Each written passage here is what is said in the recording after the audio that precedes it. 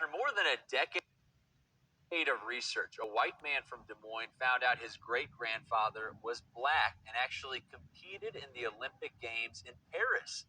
KCCI's Ticia Muzinga tells us how he made this truly incredible discovery. Everybody knew it, they just didn't talk about it. It started when Matthew Lundeen was just a kid, cleaning out his great-grandmother's house when she died in 1997. Inside, he found his great-grandfather's accomplishments in the early 1900s. Charles Brookins Jr. His Olympic jersey, I think I saw, and there was a room in the basement full of trophies.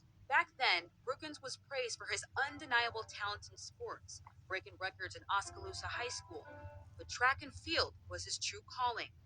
The University of Iowa lists Brookins as the first Iowa athlete to hold a world record in events like the 40-yard dash in 1922, 220-yard low hurdles in 1923, and 400-meter hurdles in 1924.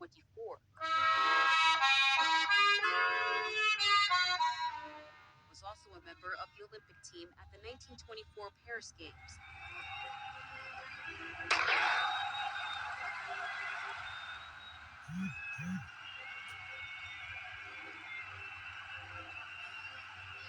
This is him finishing second in Paris. Lundeen says he was later disqualified.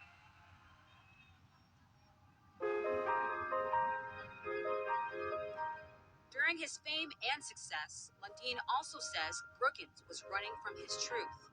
Ancestry.com and this U.S. Census gave him his first clue. Basically, it all came down to I was just going through the data the census gives you, and next to his name and his family's name was the letter B, which I figured out. At first, I thought it was a mistake, but I figured out it meant black.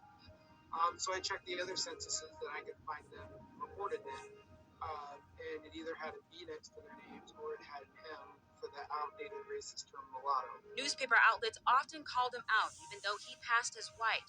And his father, Reverend C.R. Brookins Sr., had an open secret too. You found out more about your great-great-grandfather. At the end of the article, there was just a short paragraph that said that he was born a slave before the war, learned how to read and educated himself after the war, and then he was planning on heading back south at some point to serve his people. That was Reverend Brookins' purpose, being a leader in the black community, especially in Iowa. Lundeen has been investigating where the former slave from a Charlottesville plantation died. So far, he narrowed it down to El Paso, Texas in 1908, the last state to end something he was familiar with, slavery. In Des Moines, Ticia Muzinga, KCCI 8 News, Iowa's news leader. Unbelievable. Lundeen was not able to track down a grave site, but he says he hopes to write a book about finding the true identity of great-grandfather.